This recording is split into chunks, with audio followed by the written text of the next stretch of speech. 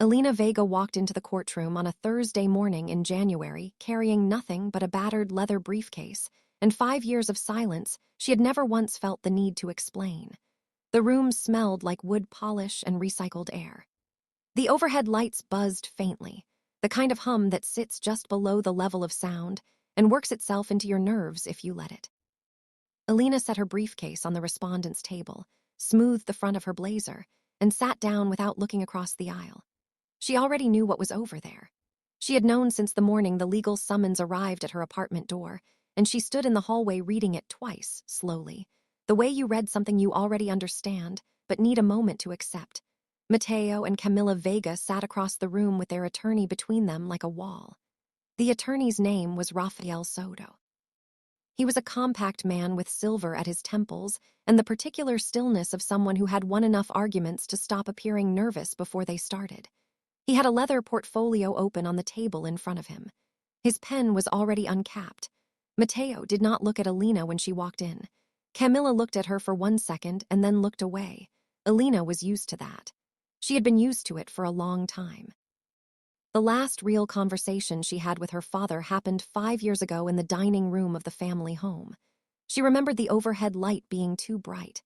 She remembered the way his voice had that particular flatness it got when he had already decided something and was only speaking to confirm it out loud.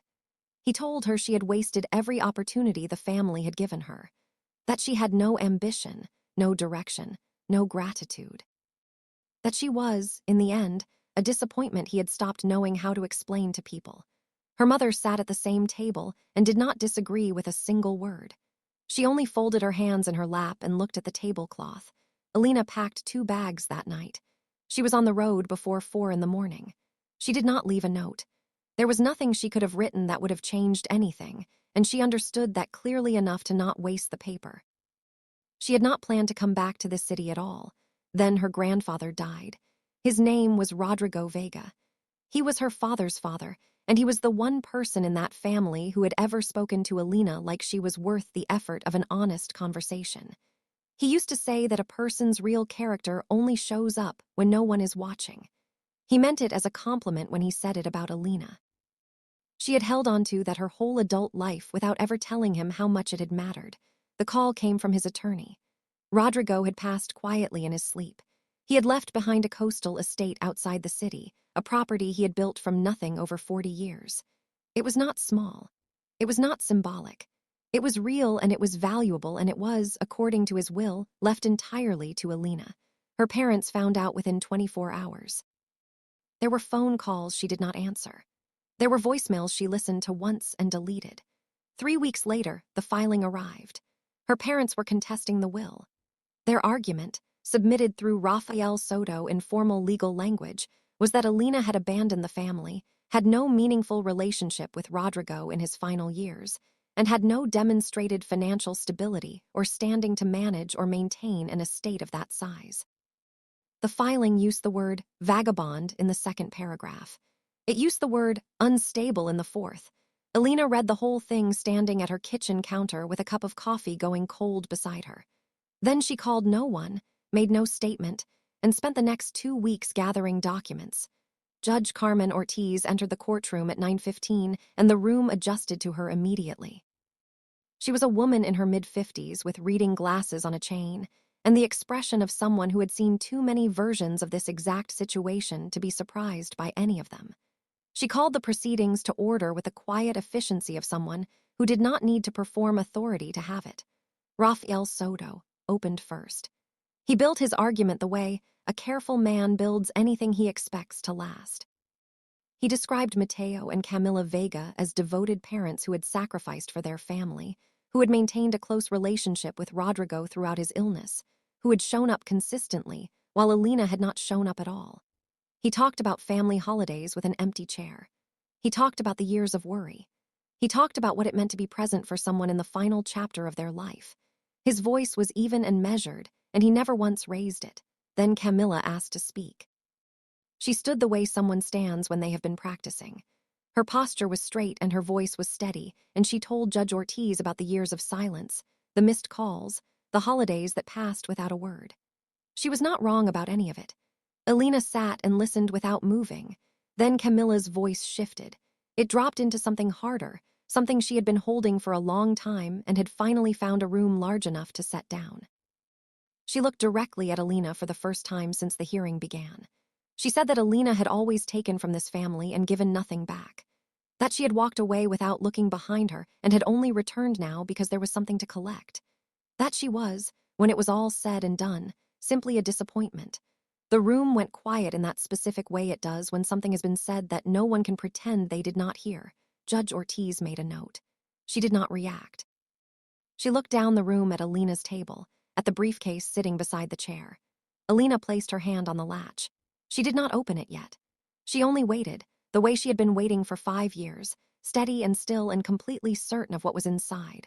Rafael Soto stood and smoothed his jacket and continued as though Camilla's words had simply been one more piece of evidence, which to him they were. He told Judge Ortiz that what the court had just heard from Camila Vega was not bitterness. It was a mother's honest account of years spent watching a daughter choose absence. He said absence was a choice. He said choices had consequences.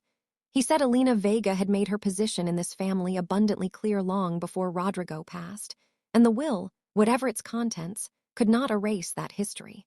Mateo had not spoken yet, but he was leaning forward with his elbows on the table and his jaw set in the way Alina remembered from childhood.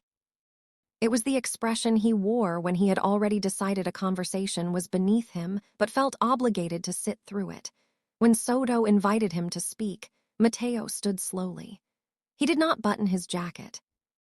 He looked at Judge Ortiz and not at Alina, which told her everything she needed to know about who he thought mattered in that room. He said that he had built the Vega Group over 20 years, that he had done it through discipline and sacrifice and the kind of long hours that do not leave room for excuses.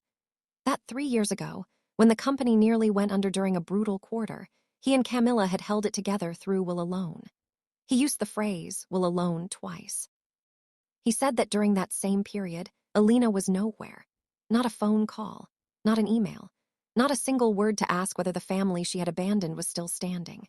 His voice had the particular fury of a man who believes he is being deeply wronged and is also deeply certain everyone in the room agrees with him. Alina listened. She kept her hands flat on the table. She did not look away from him. Soto resumed after Mateo sat down, moving into the financial portion of his argument. He had documents showing the estate's assessed value. He had projections for ongoing maintenance costs. He had a prepared statement from a property management firm suggesting that without proper capital backing, the estate would fall into disrepair within 5 years. He submitted these items one by one to the clerk with the smooth efficiency of a man who had rehearsed the sequence. His argument was this: Alina had no demonstrated income, no business history, no financial infrastructure to support a property of that scale. The Vega Group, whatever its recent struggles, was a real and operating business. Mateo and Camilla had proven staying power. Alina had proven only that she knew how to disappear. The room was quiet in a way that felt like agreement. Judge Ortiz had been writing steadily throughout. She did not look up immediately when Soto finished. She turned one page. Then another. Then she stopped. She looked at the documents Soto had submitted. She looked at them for a long moment in a way that was different from the attentive, professional way she had been reading everything else. This was the look of someone who had just noticed something that did not fit. She picked up one page and read it again, carefully. The room stayed quiet, but it was a different kind of quiet now. Ortiz set the page down. She looked at Soto over the top of her glasses. She said, "Counselor." In the 2021 restructuring agreement between the Vega Group and Crestview Holdings, the agreement that reorganized the company's debt and kept it operational, who is listed as the lead auditor of record? Soto paused. It was a small pause, barely a second, but in a courtroom that kind of pause means something. He looked down at his portfolio. He turned 2 pages. He looked at Mateo. Mateo's expression did not change, but something behind his eyes did. Soto said he did not have that specific detail in front of him, but that it was not relevant to the matter of inheritance rights. Ortiz said she would like the detail nonetheless. Soto said he would need a moment to retrieve it. Ortiz said he could have that moment. The silence that followed was the loudest thing Alina had heard all morning. She could hear the ventilation system overhead. She could hear the scratch of someone's pen in the gallery. She could hear Mateo shift in his chair. She reached down and unlatched her briefcase. She took out the blue folder. It was not a thick folder. It did not need to be. Inside were her audit credentials, her professional registration under her full name, Elena Sofia Vega, and a copy of the Crestview Holdings restructuring agreement with her signature on the final page.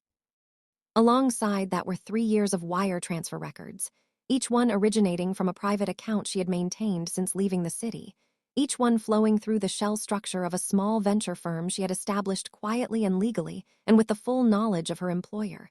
She walked to the clerk's table and set the folder down without a word. The clerk brought it to Ortiz. Ortiz opened it. She read the first page. She turned to the second. She found the signature. She sat back slightly in her chair, the way someone sits back when something they were already suspecting has just been confirmed in writing. She looked at Soto. Then she looked at Mateo. Then she looked at Camilla. Camilla had turned in her seat and was looking at Alina now. Not the way she had looked at her earlier. Not with that practiced disappointment. She was looking at her the way you look at a room you thought you knew perfectly well when you suddenly realize one of the walls was a door the whole time. Ortiz set the folder down and folded her hands. She said, "Counselor, are you aware that your client's company is currently majority held by a firm whose lead auditor is sitting at the respondent's table?" Rafael Soto recovered the way experienced attorneys recover, which is to say he did not flinch visibly, but something in his posture recalibrated. He straightened his portfolio. He uncapped his pen and capped it again. Then he told Judge Ortiz that professional credentials, however impressive, did not determine inheritance rights. That the question before the court was one of relationship and character and presence, not corporate paperwork. That Alina Vega's professional life, whatever it contained, did not change the fact that she had been absent from this family for 5 years. Ortiz listened to all of it without interrupting. When Sode finished, she looked at Alina. She said, "Ms. Vega, the plaintiffs have argued that you have no meaningful standing to receive or maintain this estate, that you abandoned this family and have nothing of substance to your name. You have submitted documentation to this court. I would like to hear from you directly." Alina stood. She did not straighten her jacket or clear her throat or do any of the small performative things people do when they need a moment to find their courage. She did not need a moment. She had been waiting 5 years for this one. She said that she left this family because staying had stopped being survivable. She said that leaving was not the same as disappearing. That silence from a person does not mean stillness. That for 3 years, while her father stood in boardrooms telling investors the Vega Group was built on discipline and will, she had been the one making sure those words did not become a eulogy for a bankrupt company. She said she was the lead auditor for Crestview Holdings. She said Crestview Holdings held majority interest in the Vega Group's restructured debt. She said every bridge loan, every capital injection, every anonymous transfer that kept the company breathing during the worst 18 months of its history had originated from her private commissions, rooted carefully and legally through a venture structure she had built from scratch. She said she had not done it for gratitude. She had done it because Rodrigo asked her to, quietly. In a phone call 2 months before the company nearly went under, because he knew what she did for a living, and he believed she was the only person who could do it without her father finding out and letting pride get in the way. She picked up the blue folder from the clerk's table and held it open toward the bench. She said, "I did not abandon the family business. I bought it. If I am useless, Your Honor, then the Vega Group is currently owned by a ghost." Room did not make a sound. Mateo sat very still. The color had left the edges of his face in the way it leaves a person when the ground they were certain of shifts without warning. Camilla had both hands pressed flat against the table in front of her, and she was looking at Alina with an expression that had moved entirely past surprise into something rower and harder to name. Soto started to speak. Ortiz raised one hand and stopped him. She looked at the folder. She looked at the transfer records. She looked at the restructuring agreement with Alina's signature on the final page. She set everything down with the careful deliberateness of someone who has reached a conclusion and is taking a moment to be certain of it before she speaks it out loud.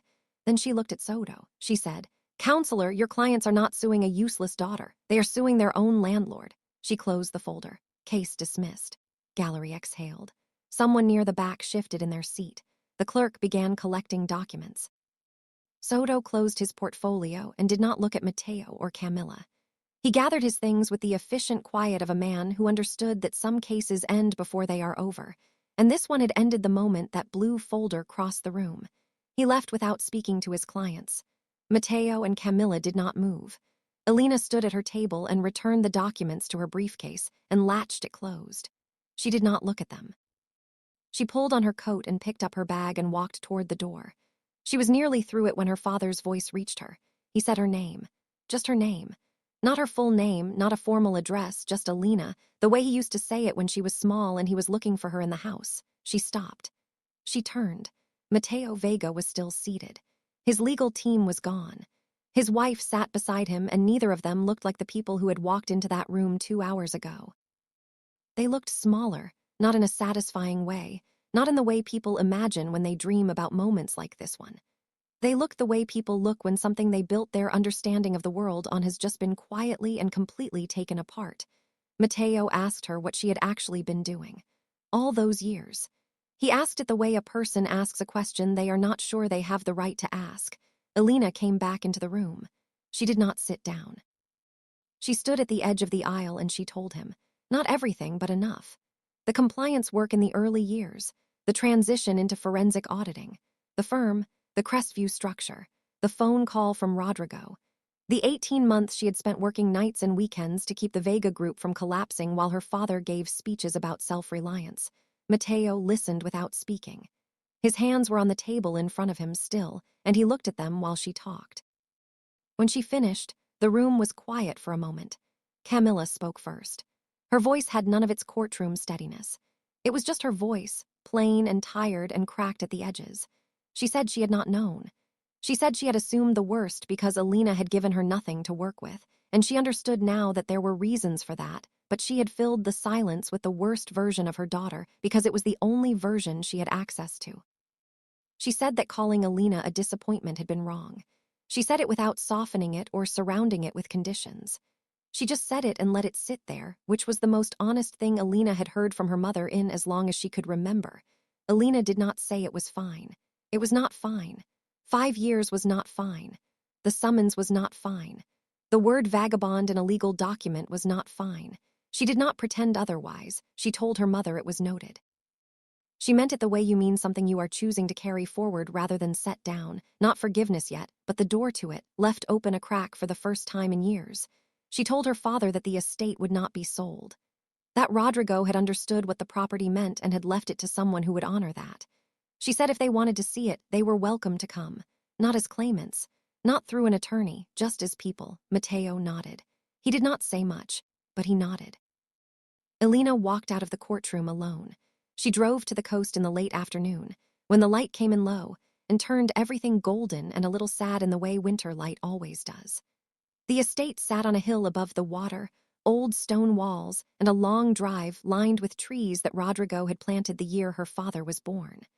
She parked at the gate and got out of the car and stood there in the cold air. She had not been here since she was 17. She remembered standing in almost this exact spot with her grandfather when she was 12 years old. He had put his hand on her shoulder and told her that the people who underestimate you are doing you a favor, because they stop watching, and that is when you do your best work. She had not known then how much of her life she would spend proving that true. She was not happy in the way people imagine winning feels. There was no triumph buzzing in her chest. There was something quieter and more real than that. There was the particular kind of peace that settles into you when something you have been carrying for a very long time finally finds its place. When the chapter you have been living inside for years finally, gently, closes. She opened the gate. She walked up the drive through the bare winter trees toward the house her grandfather built. And for the first time in 5 years, she was not walking away from anything. She was walking home.